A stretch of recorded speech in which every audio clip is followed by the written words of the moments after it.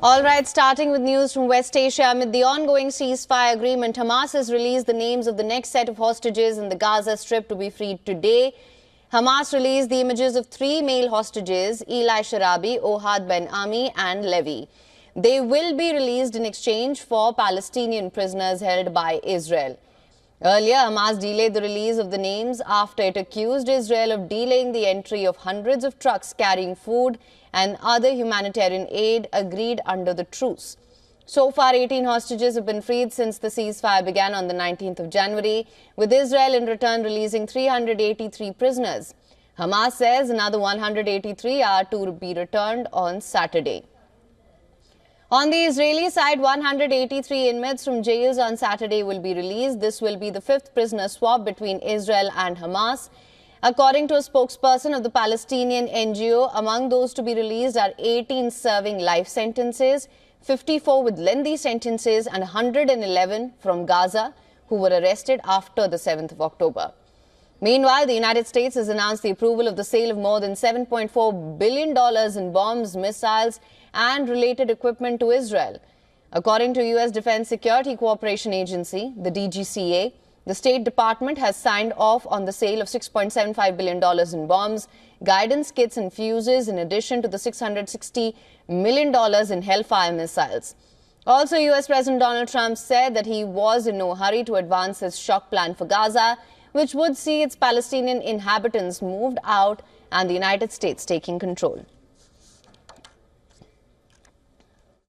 We wouldn't need soldiers at all. That will be taken care of by others. And the investments are taken care of by others also.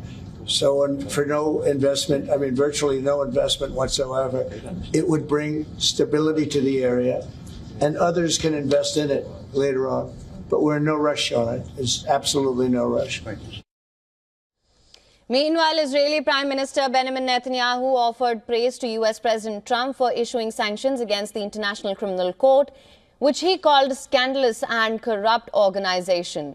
Netanyahu, speaking alongside U.S. House Speaker Mike Johnson, thanked the Speaker for continued cooperation with Israel and invited him to visit Jerusalem this year.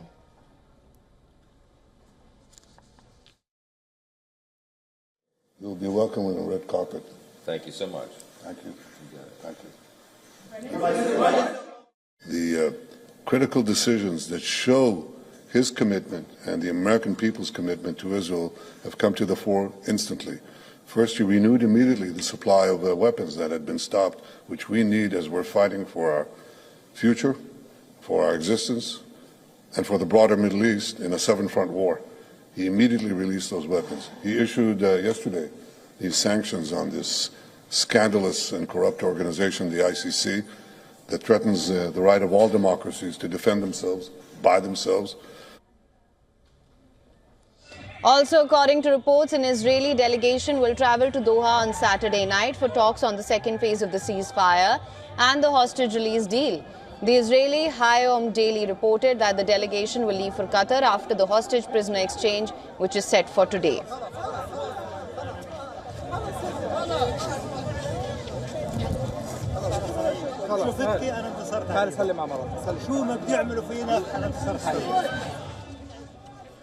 For latest news, download the WION app and subscribe to our YouTube channel.